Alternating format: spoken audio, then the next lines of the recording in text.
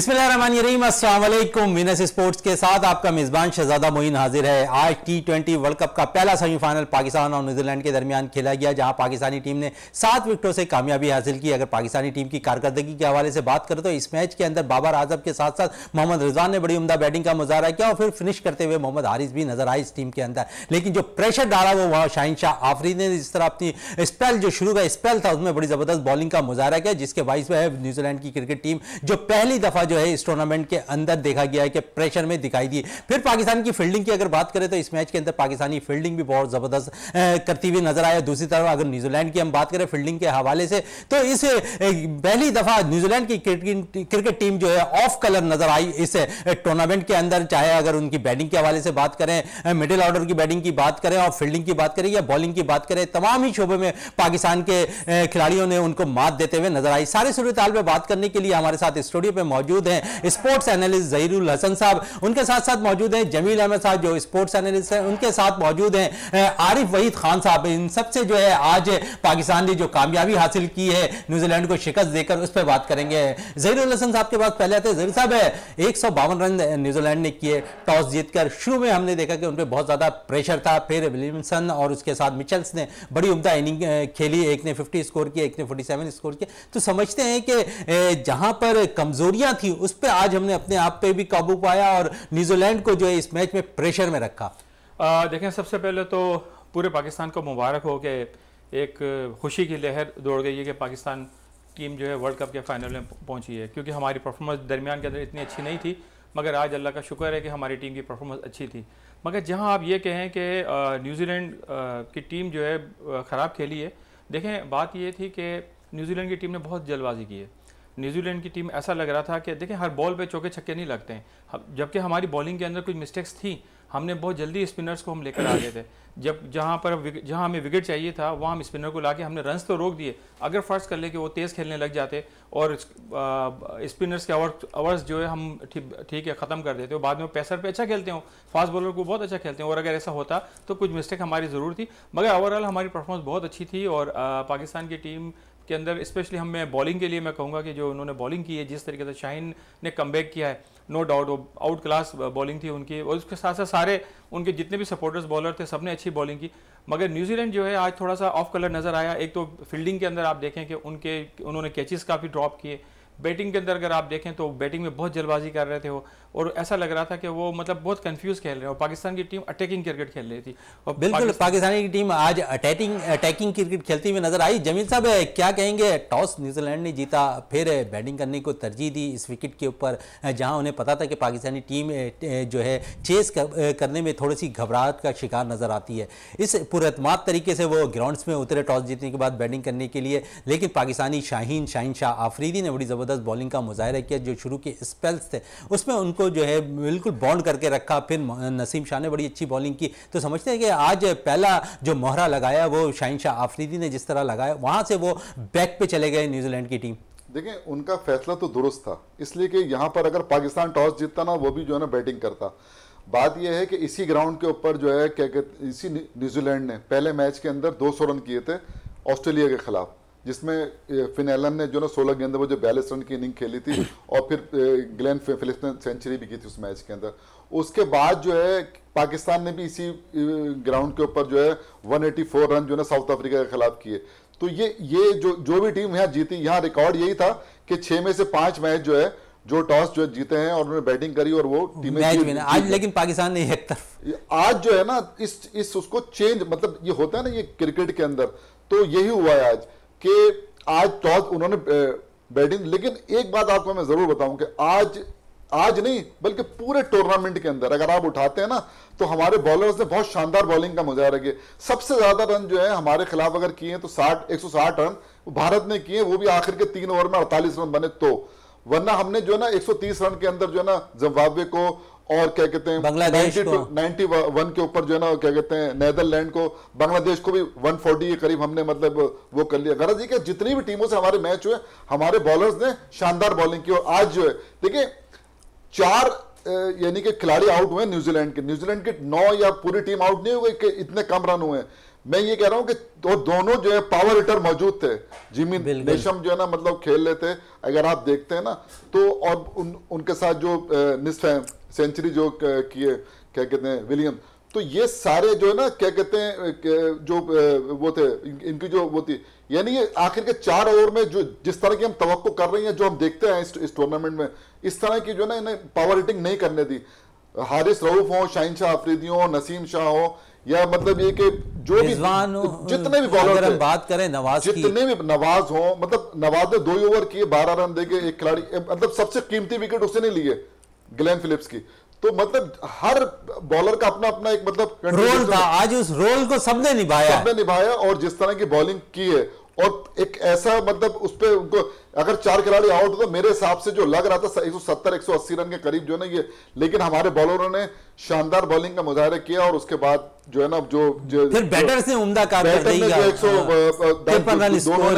आज भी हारिस ने 30 रन किए, समझे ना, और दोनों ओपनर्स हमारे बाबर और रिजवान ने निस्फ सेंचुरी की, तो हमने ये टारगेट मैं समझता हूँ आसानी से जीत लिया आज का मैच भी। वही सब है, बाबर की बात हो रही है, तो कल हमने देखा कि वो अकेले ही जो है 2.5 घंटे तक प्रैक्टिस करते नजर आए नेट पर, बाकी खिलाड़ी आराम कर रहे थे। उस आराम का फ़ायदा तो बहुत से तबसरा निगाह ने यह कहा कि यह गलत है कि कौमी टीम एक बड़े मैच से पहले बहुत ज़्यादा आराम करती दिखाई दे रही है, सिर्फ बाबर आजम नेट प्रैक्टिस करते हुए नजर आए, लेकिन इसका फ़ायदा शायद आज नजर आया, रिलैक्स होकर तमाम प्लेयर्स खेलते हुए नजर आए। जिस तरह इन्होंने जो है 152 रन पर न्यूजीलैंड टीम को बाउंड रखा, उसके बाद आसानी हम कह सकते हैं कि इस टारगेट को चेस किया।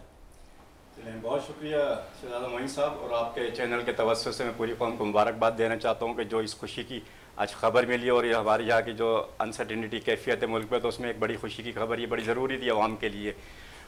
और दूसरी ये कि यहाँ पर जितनी भी पाकिस्तान ने आज जो बैटिंग की सारी, उसमें सबसे ज़्यादा खुशाइन बात ये थी कि 20 दिन से जो पूरी कौम दबाव में थी, उसको आज के मैच की विक्ट्री के बाद पूरी कौम उस दबाव से बाहर आई। और उससे ज़्यादा बड़ी खुशी की खबर ये थी कि 20 दिन से जो बाबर आजम दबाव में थे, वो आज इस मैच से इस दबाव से बाहर आए। तो यकीनन हम पहले भी मैचों में बात करते रहे कि हमारा जो है मैच विनर जो है हमारे इसके अंदर जो है बहुत कम है। हमारी टीम के बदकिस्मत ये कि मैच विनर्स बहुत कम है, 30%। मगर आज देखा गया कि वो जो 30% जो मैच विनर्स थे उन्होंने अपना 100% दिया, जिसकी वजह से देखें आप बैटिंग, बॉलिंग और फील्डिंग के अंदर खासतौर पे तीनों शोबों में अच्छी क्रिकेट अदा रही। और अब ये बड़े मैच में आप जब भी उस सूरत में जीत सकते हैं जब आप हर सेशन को बड़ा अच्छा खेलेंगे। तो यकीनन पाकिस्तानी टीम ने हर सेशन के अंदर बड़ा अच्छा मैच डिस्प्ले किया उसको, और यकीनन जिसकी वजह से अब ये फाइनल की तरफ जाएंगे। तो फाइनल की तरफ जब जा रहे हैं तो एक बड़ी विक्ट्री के साथ जा रहे हैं, जब बहुत ज़्यादा कॉन्फिडेंस के साथ जाएंगे। जिस तरह हमारे बाबर आजम जो है आज के मैच के बाद यकीनन ज़्यादा बहुत पुरएतमाद हो जाएंगे, ये हमारा यकीन करें स्टार है यहाँ पर। तो यकीनन और बाबर आजम की जो इनिंग्स की जो ज़रूरत है, हमें फाइनल के अंदर भी ऐसी ही इनिंग्स की ज़रूरत पड़ेगी। बिल्कुल, फाइनल के अंदर भी ऐसी ज़रूरत पड़ेगी इनिंग की। ज़ैद भाई क्या कहेंगे, बड़े फॉर्म पर वापस आए हैं बाबर आजम, जब सेमीफाइनल में बड़ी इनिंग खेलते हुए भी दिखाई दिए। हमने देखा कि 152 रन था, लेकिन अब दोनों ओपनर्स बिल्कुल अलग माइंड से विकेट के ऊपर मौजूद थे, दोनों ने बड़े तेज़ रन करने शुरू किए। और सबसे अहम चीज़ थी, जहाँ पर वो बाउंड्रीज लगा रहे थे वहाँ पर इन्होंने सिंगल डबल्स को नहीं छोड़ा, जिससे बहुत ज़्यादा प्रेशर में जो है न्यूजीलैंड की फील्डिंग नज़र आई। देखें, पहली बात ये कि है तो दोनों एक्सपीरियंस प्लेयर, और हम देख रहे थे कि जब वर्ल्ड कप शुरू हुआ था तो उसको हम सब लोग कहते थे कि हमारा मिडिल ऑर्डर जो है सही काम नहीं कर रहा। मगर इस दफ़ा जो है मिडिल ऑर्डर सही कुछ चल रहा था, क्योंकि ओपनर नहीं चल रहे थे, बॉलिंग तो हमारी माशाल्लाह अच्छी चल रही थी। मगर मेरा अपना ख्याल ये है कि लग रहा है कि इन्होंने जो है अपने मेंटली तौर पर अपने आप को स्ट्रॉन्ग किया कि हमें 10 ओवर के अंदर 70-80 रन करेंगे, तब हम जाके जो है मैच को फिनिश करेंगे। आज भी अगर फर्स्ट कर लें 10 ओवर में 30 रन 40 रन अगर होते तो आपके लिए ये टारगेट भी मुश्किल हो जाता है, क्योंकि देखिए न्यूजीलैंड की टीम उन पिचेस पे क्रिकेट खेलते हुए आ रही है और उनके लिए इतना मुश्किल था। मगर no doubt outclass batting की है बाबर ने भी और रिजवान ने भी और हारिस ने भी, जिसका कोई सानी नहीं है। मैं समझ रहा हूँ कि हमें इनको दाद देनी चाहिए, और इन्होंने जो कल मेहनत की है, स्पेशली बाबर ने कल जो 1.5 घंटा बैटिंग की है, उसका आज नतीजा है और अल्लाह ने उसे फल दिया है। बिल्कुल, अल्लाह ताला ने उसे फल दिया है। जमील साहब, बाबर की बात हो रही है तो थोड़ी सी बात मोहम्मद हारिस की कर लें। 3 इनिंग्स 3 T20 के अंदर खेल चुके हैं, और तीनों में हमने देखा एक में 28, 31 और आज फिर 30 रन स्कोर किए हैं। तो मुस्तकबिल कैसा देख रहे हैं मोहम्मद हारिस का? बड़ी तनकीद भी होती रही है मोहम्मद हारिस के हवाले से। तनकीद भी सही हो रही थी, लेकिन जो उनकी जो कारकर्दगी, देखिए मैं हमेशा से एक बात कहता हूँ, जो प्लेयर होता है ना उसको अब जवाब जो है ना अपने बल्ले से देना चाहिए, और वही कुछ जो है ना हारिस ने किया है। तनकीद उन पे हो रही थी, जब उनको मौका मिला ना, देखिए बहुत दबाव होता है जब ऐसा प्लेयर जब टीम में आता है ना, कि आप जब क्या कहते हैं फखर जमान जब बाहर हुए हैं तो हर आदमी सोच रहा था कि भाई उनकी जगह पे जो है ना खुजल शाह खेलेंगे, लेकिन जो है ना ये जो है ना रिप्लेस करके उसको लाए, और उसने मतलब अल्लाह ताला जब किसी को इज्जत देता है तो इस तरह मिलती है उसको इज्जत, वो लेकर आए। देखिए हमारी जो टीम है पहली मर्तबा पावर प्ले में 55 रन बनाए, इससे पहले आप अगर आप देखेंगे ना तो हम बहुत कम, मतलब 38 रन 28-30, यानी ये हमारा वो रहता आज यानी कि एक होता है ना गेम प्लान होता है कोई, उसके तहत ये गए और इन्होंने 55 रन बनाने के बाद जो है ना वो टारगेट आसान हो गया आने वालों पे। जैसे हमने बांग्लादेश के खिलाफ जो है मतलब 56 रन बनाए थे 10 ओवर में, तो वो दबाव आ गया था, 8 रन का एवरेज हो गया, फिर जाके खैर वो हो गया। तो इस तरह की जो सिचुएशन है ना वो नहीं होती। आज पूरी पाकिस्तानी कौम को खुशी से सरशार किया है, पूरे पाकिस्तान की टीम को मुबारक हो, पूरी पाकिस्तानी कौम को मुबारक हो कि तीसरी मर्तबा पाकिस्तान जो है वो फाइनल के लिए क्वालीफाई के फाइनल में, ऐसा दूसरा कोई मुल्क नहीं है। पाकिस्तान जो है ना वो पाकिस्तान वाहिद मुल्क है जो 6 मर्तबा सेमीफाइनल खेला और 3 मर्तबा फाइनल के लिए उसने क्वालिफाई किया। तो इसका मतलब है कि वर्ल्ड के अंदर जो है T20 क्रिकेट में जो है पाकिस्तान अपना स्थान ही नहीं रखता। पाकिस्तान अपना स्थान ही नहीं रखता। दूसरी तरफ अगर हम बात करें तो वर्ल्ड कप की बात हो रही T20 की वहीद भाई, तो पाकिस्तान के जो दोनों ओपनर्स हैं इन्होंने भी आज वर्ल्ड रिकॉर्ड कायम किया है। 100 रन जो है प्लस से जो है तीसरी दफ़ा उन्होंने ये टारगेट अचीव किया है कि 100 रन से जायद की पार्टनरशिप लगी है। तो समझते हैं दोनों का वर्ल्ड कप के अंदर जो ये सेंचुरियों का जो है पार्टनरशिप कायम करना, इसका भी कोई साइन ही नज़र नहीं आता। देखिए पिछले 2-3 साल के अगर हम पाकिस्तान की कारकर्दगी देखें, पाकिस्तानी टीम की तो जो इतनी भी रिस्पेक्टेबल ये परफॉर्मेंस थी, इनमें हमारे ओपनर्स का बड़ा हाथ था और ये पिछले 2 साल से परफॉर्मेंस कर रहे थे। मगर हमारी बैड लक यही रही कि जैसे ही वर्ल्ड कप शुरू हुआ तो ये आउट ऑफ फोकस हो गए हमारे ओपनर और आउट ऑफ फॉर्म हो गए, जो कि क्रिकेट का एक पार्ट है। मगर उसके बाद देखा कि हमने जब साउथ अफ्रीका के खिलाफ मैच जीता तो हमारी जो खुशहाल बात ये थी कि हमने वो मैच जो है ओपनर्स की कारकर्दगी के बगैर जीता। और आज की जो हमारी जो खुशी की बात यह है कि आज की जो हमने परफॉर्मेंस है वो मिडिल ऑर्डर के बगैर हमने ये मैच इतने अच्छे तरीके से जीता। तो यकीनन ये एक बेट पे जाता है परफॉर्मेंस का। और ये हमारे बिल्कुल टॉप क्लास खिलाड़ी हैं बाबर और रिजवान, और जिस तरीके से कर रहे हैं तो मतलब हमें सोचना चाहिए कि आज के जो मैच से हमें देखा, मैंने जो उसका एनालाइज किया, तो मैं हमेशा जो है सेंसेबल क्रिकेट और गेम अवेयरनेस की बात करता हूं, जो कि आज के मैच में बहुत नज़र आई। जैसे हम पिंच हिटिंग की बात करते हैं या हारिस की या आसिफ अली की या हैदर अली की, तो ये जो है इस किस्म की क्रिकेट जो प्रमोट कर रहे हैं इसमें फेलियर के चांसेस बहुत ज़्यादा होते हैं। मगर ये सेंसेबल क्रिकेट आज देख लें कि न्यूजीलैंड की टीम जो टॉप परफॉर्मेंस देती रही पूरे टूर्नामेंट के अंदर, वो आज जो है बिल्कुल ऑफ कलर नजर आई। और पाकिस्तान की टीम जो ऑफ कलर नजर है आज उसने टॉप क्लास की परफॉर्मेंस दी। तो ये बड़ा फर्क नजर आता है सेंसेबल क्रिकेट और गेम अवेयरनेस का। न्यूजीलैंड की टीम देख लें कि आप उनके जितने भी पिंच हिटर थे, फिन एलन देख लें, फिलिप्स देख लें, कॉनवॉय देख लें, वो आज फेल हो गए। और ये फेलियर के चांसेस ऐसे ही होता है पिंच हिटर का कि वो अहम मौके पे बड़े मैच में वो फेल हो जाते हैं।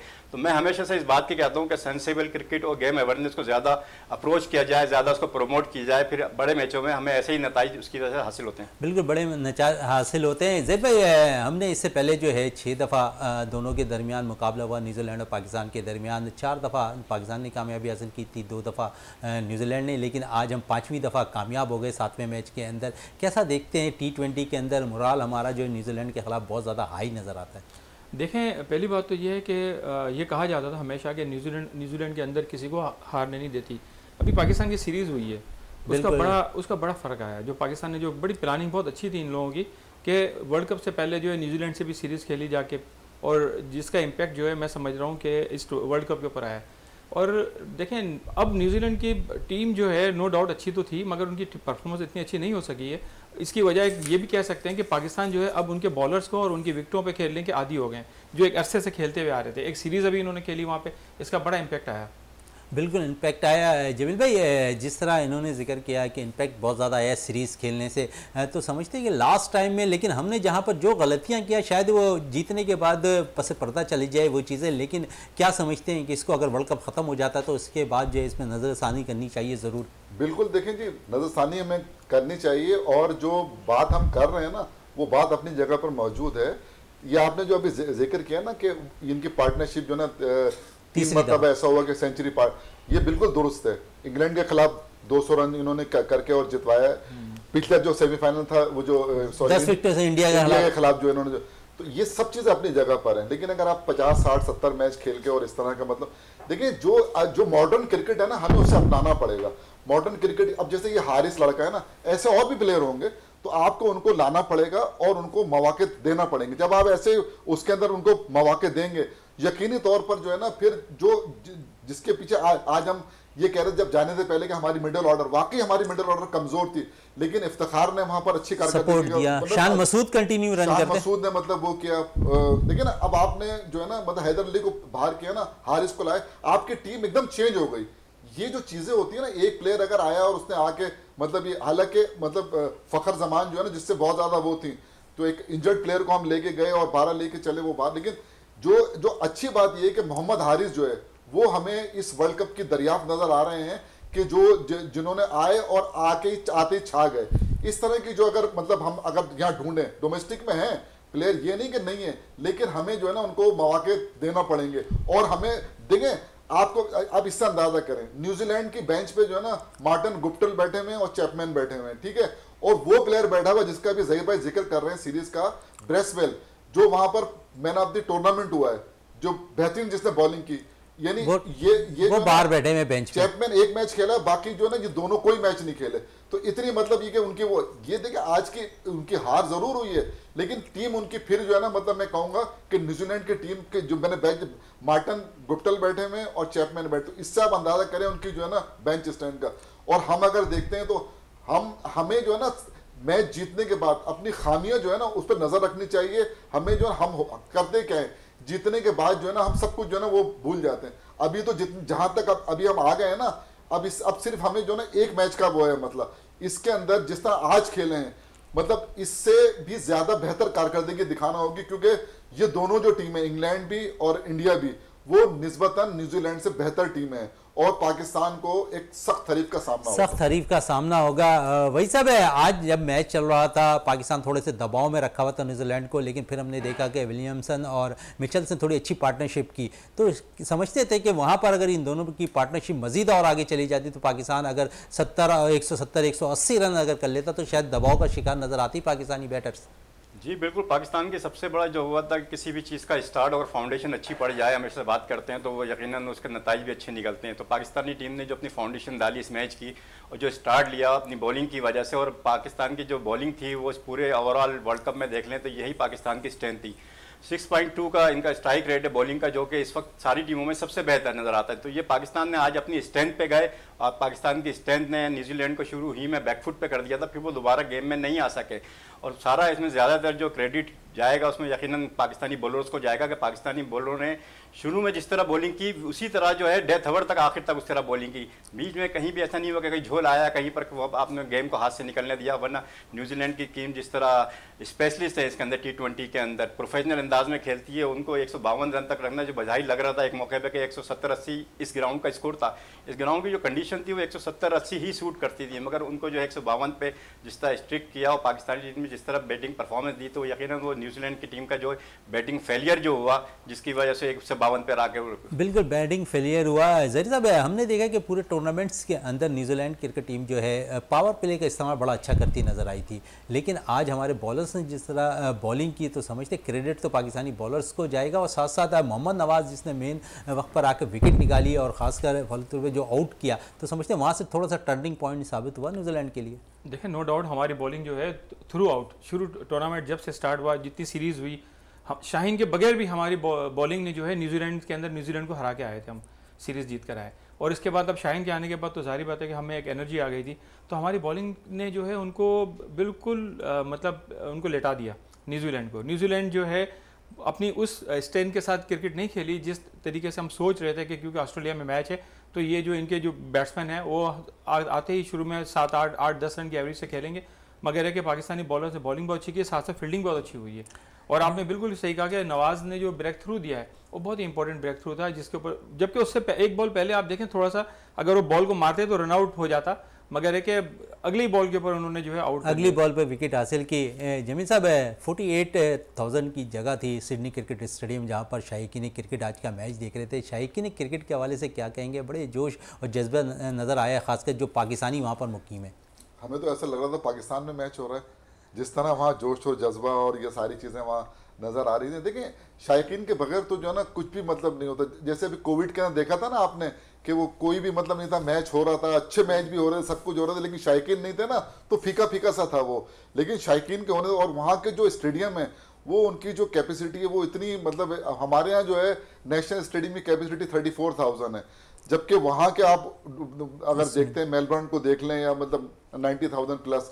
तो इस तरह के जो एटमॉस्फेयर जब बनता है तो वो जो तमाशाई हैं उन्होंने तो इसको चार चांद लगा दी, इसमें तो कोई मतलब दो राय नहीं है। अच्छा, ऐसा लग रहा था पाकिस्तानी खिलाड़ियों को शायद वो अपने मुल्क के अंदर खेल रहे हैं क्योंकि ज्यादातर सपोर्टर जो थे पाकिस्तानी नजर आ रहे थे वहां पर। देखिए पाकिस्तानी असल में वहां पर ये होता है कि जब ये शुरू होता है ना, किसी को नहीं पता था ये बात कि पाकिस्तान जो है ना मतलब ये कि सेमीफाइनल तक मतलब पहुंच पाएगा नहीं पहुंच पाएगा। तो लेकिन जब पहुंच गया तो जाहिर सी बात है कि अब जो पाकिस्तानी हैं वो उनकी तादाद वहां पर जो है ना हमें नुमाया जो है ना नजर आई। और जिस तरह वो आके टीम को जिन्होंने सपोर्ट किया, इसका बहुत वो होता है। जैसे आप हो या कोई भी मतलब जब कोई प्लेयर होता है जब वो ग्राउंड में खेलता है और उसको ऐसी सपोर्ट हासिल होती है तो यकीनी तौर पर उसके खेल में निखार भी आता है। आपने आज पाकिस्तान को देखा होगा, अभी जो आप बात कर रहे थे, मेरे हिसाब से जो टर्निंग पॉइंट था मैच का वो कप्तान विलियमसन का आउट होना था, जो मैं समझता हूं जो शाहीन शाह अफरीदी ने आके उसको उस लम्हे पर आउट किया जब 5-6 ओवर। साहब शाहीन शाह अफरीदी भी मजीद बात करेंगे, उनकी बॉलिंग के हवाले से भी इस वक्त ब्रेक के लिए कहा जा रहा है, ब्रेक से वापस आते हैं तो गुफ्तगू को मजीद जारी रखते हैं।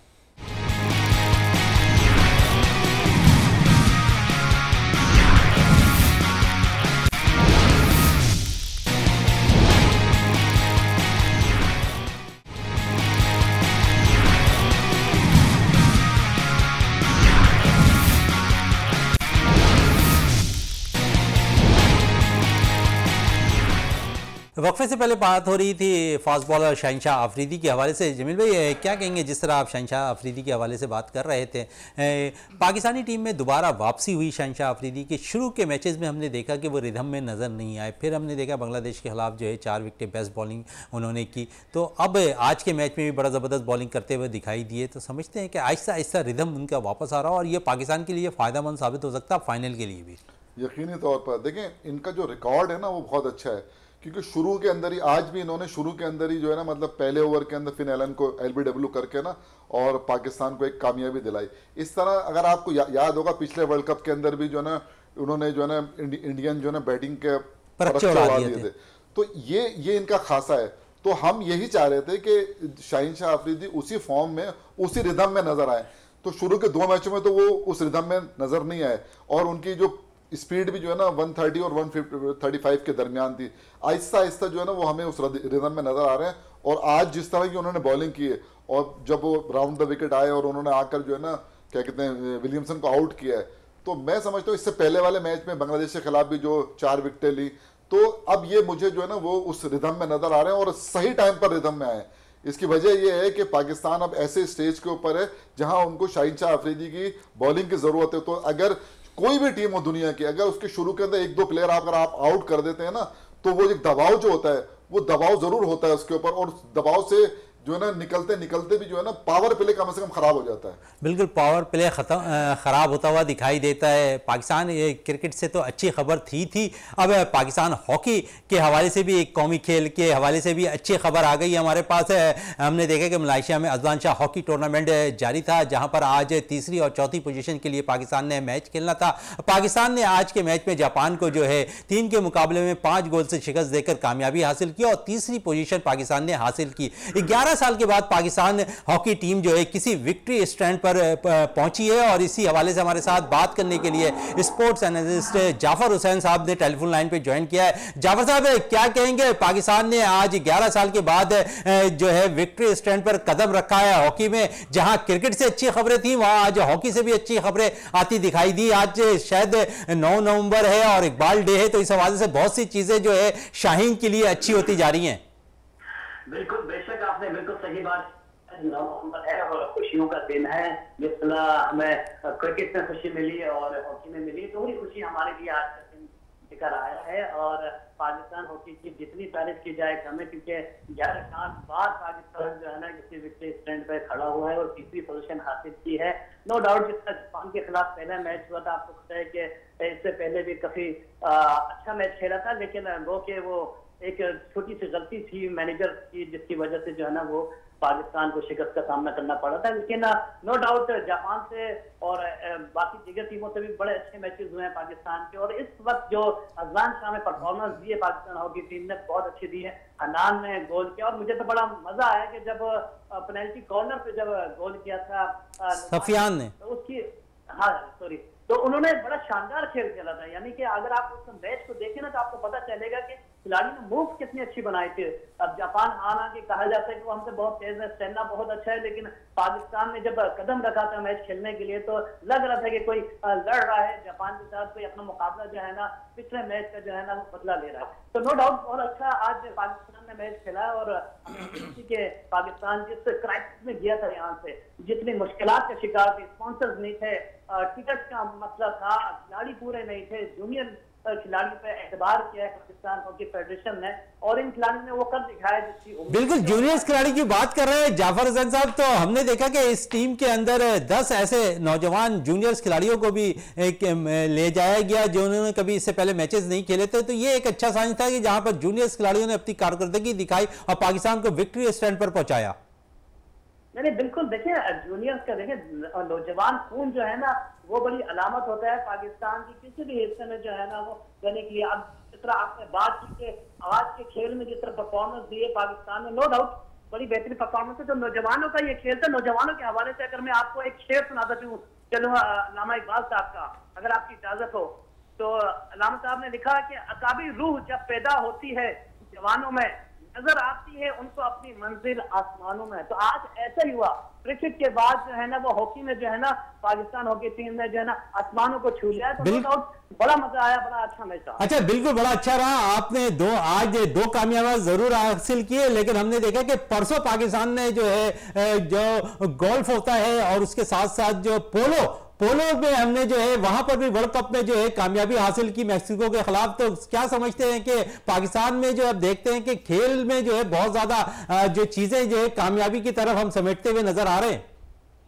देखिए टैलेंट बहुत ज्यादा है पाकिस्तान में, नो डाउट। जो खेलने वाले हैं किसी भी शोबे में, सिर्फ गोल्फ नहीं, सिर्फ पोलो में बड़ी जबरदस्त वर्ल्ड कप में पाकिस्तान ने कारकर्दगी दिखाई। रिश्तेदारों साहब मैं हर खेल की बात कर रहा हूँ, जितने खेल है, कराटे ले लें आप, बॉक्सिंग ले लें, किसी भी खेल में पाकिस्तान का टैलेंट बहुत ज्यादा है। ठीक है, सिर्फ और सिर्फ उनको जो है ना प्रमोट करने की जरूरत है। स्पॉन्सर्स ना होने की वजह से जितने खिलाड़ी पीछे रह जाते हैं। आज भी अगर आप देख रहे हैं हॉकी की बात कर रहे हैं तो आज हॉकी के हमारे जूनियर प्लेयर जो है ना उन्होंने वो कारकर्दगी दिखाई है जिनको लोग यहाँ पूछते नहीं थे। ये क्लब डिस्ट्रिक्ट के लड़के थे जिन्होंने आज कौमी टीम में जाके अपने परफॉर्मेंस दिखा के पाकिस्तान का सर बुलंद किया है फखर से। और खासतौर पर 11 साल बाद एक विक्ट्री स्टैंड पे आना एक बड़ी बात है। बिल्कुल, बहुत बड़ी बात होती है 11 साल के बाद विक्ट्री स्टैंड पर आना। जाफर हसन साहब, आपका बहुत बहुत शुक्रिया विनर्स स्पोर्ट्स में टाइम देने का, जहां पर हमने हॉकी में कामयाबी हासिल की, पोलो में कामयाबी हासिल की, वर्ल्ड कप में, तो क्रिकेट में भी अब एक कदम की दूरी पे हम वर्ल्ड कप से दूर हैं। वही साहब क्या कहेंगे अब?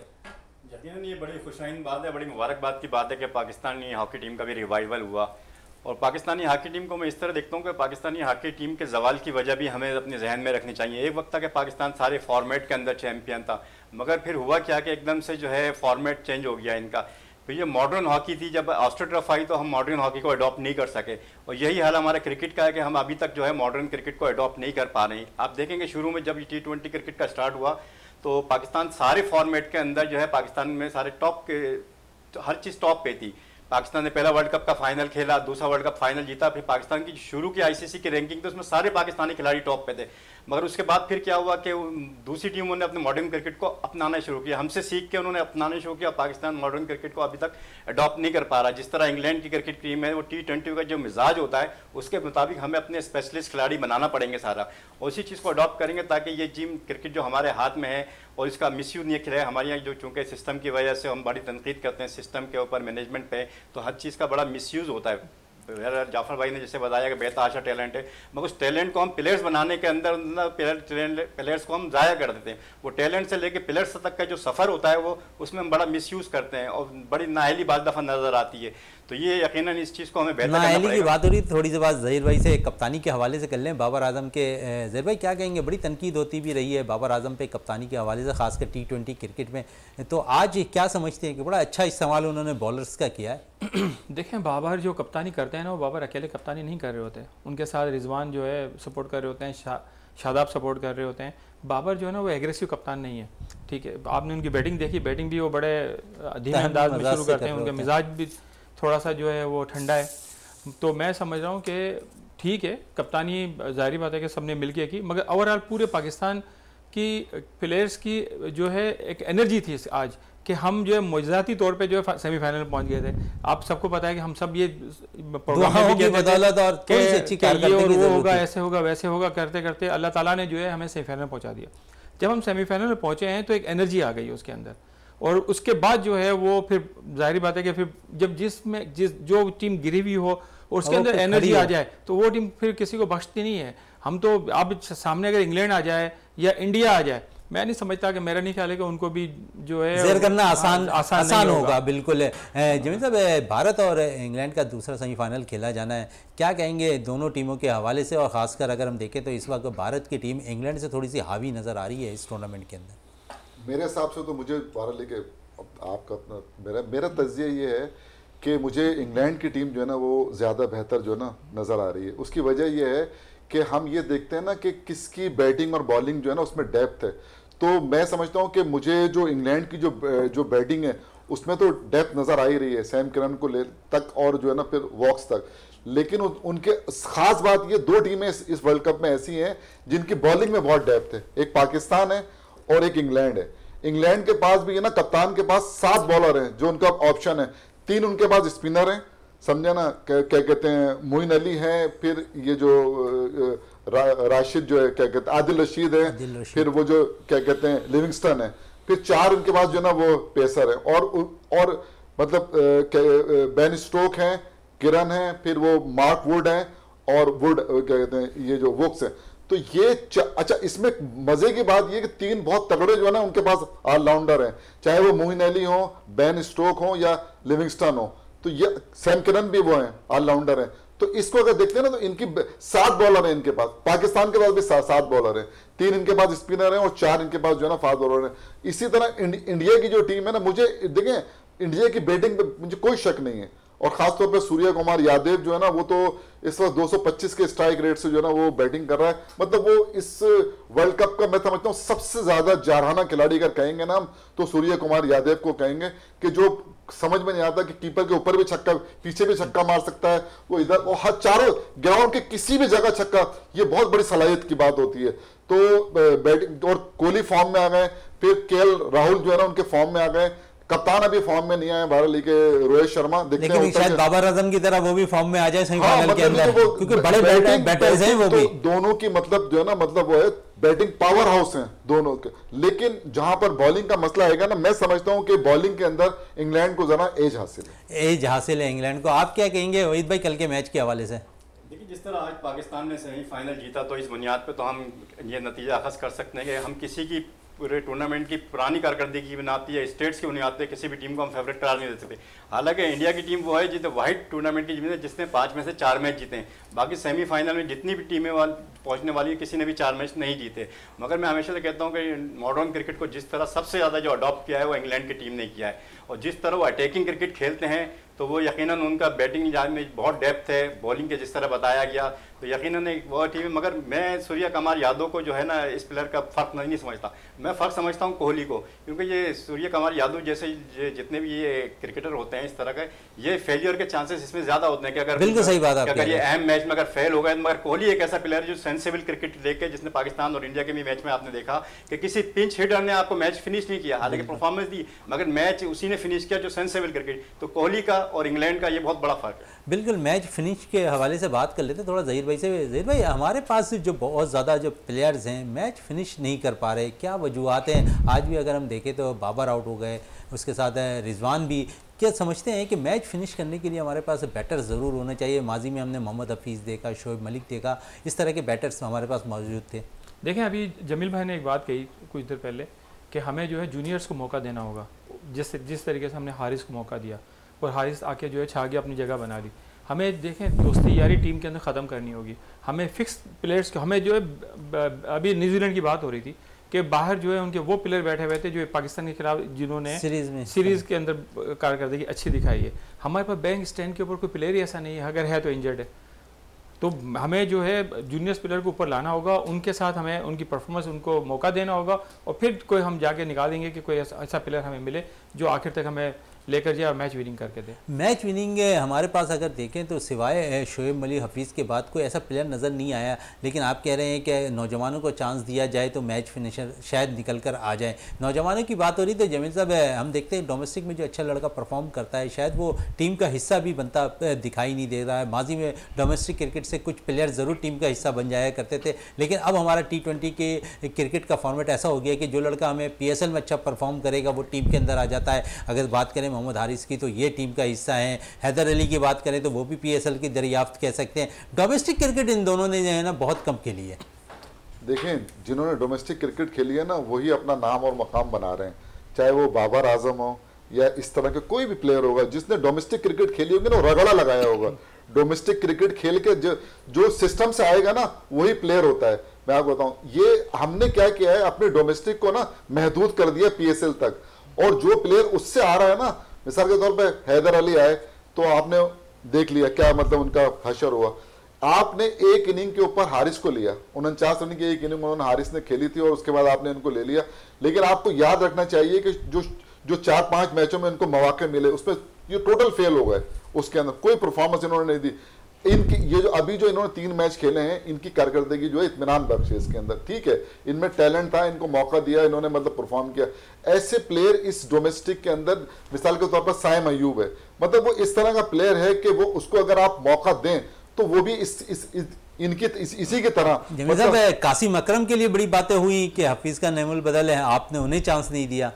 उन पे देखिए मैं ये कहता हूं कि जो कारकर्दगी है ना, अभी तो ये आए हैं ना, ये अंडर 19 कप्तान थे ना, तो ये आए। हम लोग तो रोयल नजीर किधर है जिसको हमने पाकिस्तान शाइन का वो बनाया था, कप्तान बनाया था ना। हम तो इस तरह की चीजें करते रहते हैं ना, पसंद और नापसंद को। और जो अभी जहीर भाई कह रहे थे ना कि जो दोस्तियां यारी है ना, इनको अगर हम निकाल कर और अगर ये सोच लें कि नहीं हमें जो है ना मतलब मुल्क के लिए टीम बनानी है, जब आप मुल्क के लिए टीम बनाएंगे ना, टैलेंट आपके पास मौजूद है, उसको कब और किस तरह आपको मौका देना है। अगर आप अपने डोमेस्टिक को इज्जत देते हैं, मिसाल के वो T20 कराते हैं, वहां से कोई प्लेयर अगर आपको मिलता है, मतलब अब्दुल्ला शफीक ने पहले उसके अंदर सेंचुरी कर दी थी T20 के अंदर। किधर है अब्दुल्ला शफीक? आपको नहीं, लाहौर का कलंदर से अब आपको खेलते हुए नजर आएंगे। वजह क्या है?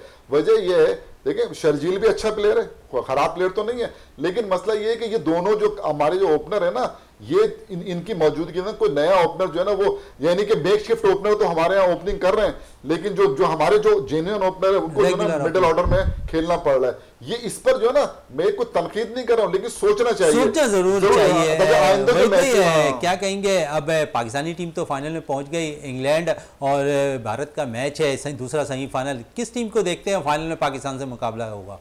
बहरहाल अब तो सारी जो है लोगों की भी नज़रें उसी तरफ है कि पाकिस्तान और इंडिया का फाइनल हो और यकीनन पाकिस्तान को फिर एक दफ़ा फिर मौका मिले, और पाकिस्तान अपने पेस में आ गया है कि दोबारा वो इंडिया के साथ अच्छा मुकाबला करके फाइनल जीत सकता है। और फाइनल की खुशी और ज़्यादा इस कौम के लिए हो जाएगी कि बजाय इंग्लैंड के बजाय अगर इंडिया को हरा के फाइनल जीते तो ये यकीनन एक बड़ी अचीवमेंट होगी बाकी। बिल्कुल है। अच्छा जमील साहब ये बताएं कि जिस तरह अगर भारत की टीम फाइनल में पहुंचती है, पाकिस्तान ऑलरेडी पहुंच गया फाइनल में, तो क्या हिकमत अमली अपनानी पड़ेगी हमें, खासकर भारत के खिलाफ, क्योंकि हम पहला मैच तो भारत के खिलाफ हार चुके हैं। देखिए हमें ना जराना क्रिकेट खेलना होगी। मैं आपको बताऊं, हमने वो मैच भी हो ना हम भारत से जीत सकते थे, मतलब अगर हम 3 ओवर में 48 रन नहीं देते आखिर के, तो वो मैच भी हम जो है ना जीत सकते थे। हमने अच्छी क्रिकेट खेली थी भारत के खिलाफ, लेकिन हमें जो है ना देखें उनको नफसियाती बरतरी तो हासिल होगी ना, हमसे वो मैच जीत कर गए और उनका रिकॉर्ड भी अच्छा है।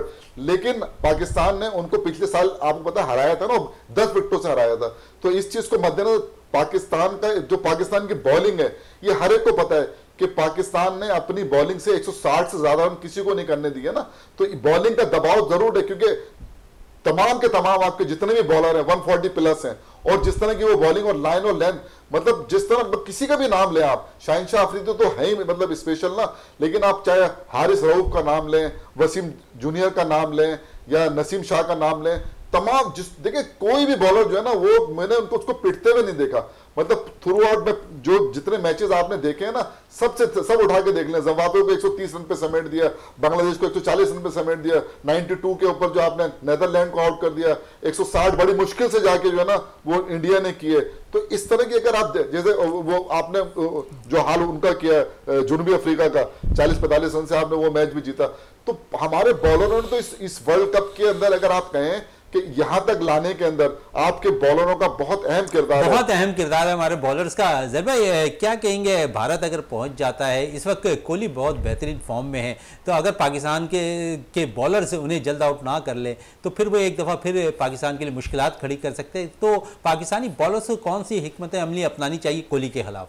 देखें, नो डाउट कोहली एक डिफरेंस है पाकिस्तान और इंडिया के दरमियान हमारे साथ, मगर इस वक्त जो हमारे भी जबील भाई कह रहे हैं हमारी जो बॉलिंग है वो आउट क्लास है। वो इसके लिए मैं समझ रहा हूँ कि इन्होंने ऑलरेडी हिकमत अमली तैयार की होगी, जो इनके कोचेज़ हैं बैठ के इंडिया, अब उनको इनके जहन में यही होगा, क्योंकि अमूमन हमारे जहन में भी होता है कि अगर इंग्लैंड और इंडिया सेमीफाइनल खेल रहा है तो सारे लोग सोचते हैं यार इंडिया फाइनल में आए और फिर हम इंडिया को हराएं तो एक अपना मज़ा है। तो लोग कल के मैच के बाद सब चीज़ें वाज़ेह हो जाएगी कि किसके सामने फाइनल खेल रहे हैं। जब इंडिया आएगा तो इंडिया के सामने प्लानिंग के साथ ही जाएंगे। अच्छा, अब ये बताएं कि कल का जो मैच है इंग्लैंड और इंडिया का, समझते हैं कि किस टीम को ये मैच जीतना चाहिए? देखें, एज तो इंग्लैंड को नो डाउट हासिल है, मगर इंडिया की टीम जब सेमीफाइनल में पहुंची है तो वो एक अलग रूप में आई हुई होगी। उस नो डाउट उनके पास उनके स्पिनर भी अच्छे हैं, बैट्समैन भी अच्छे हैं, उनके पास भी बॉलर अच्छे हैं, तो एक बराबर का मुकाबला होगा। बराबर का मुकाबला। जमील भाई, आप क्या कहेंगे कल के मैच के हवाले से, क्योंकि आज नया रूप तो आपने पाकिस्तान का देख लिया, बिल्कुल अलग ही रूप में नज़र आई पाकिस्तान ग्राउंड के अंदर, तो समझते हैं कल का जो दो मैच हैं इंग्लैंड और भारत के दरमियान दूसरा सेमीफाइनल, उसमें किस टीम को फेवरेट दे रहे हैं?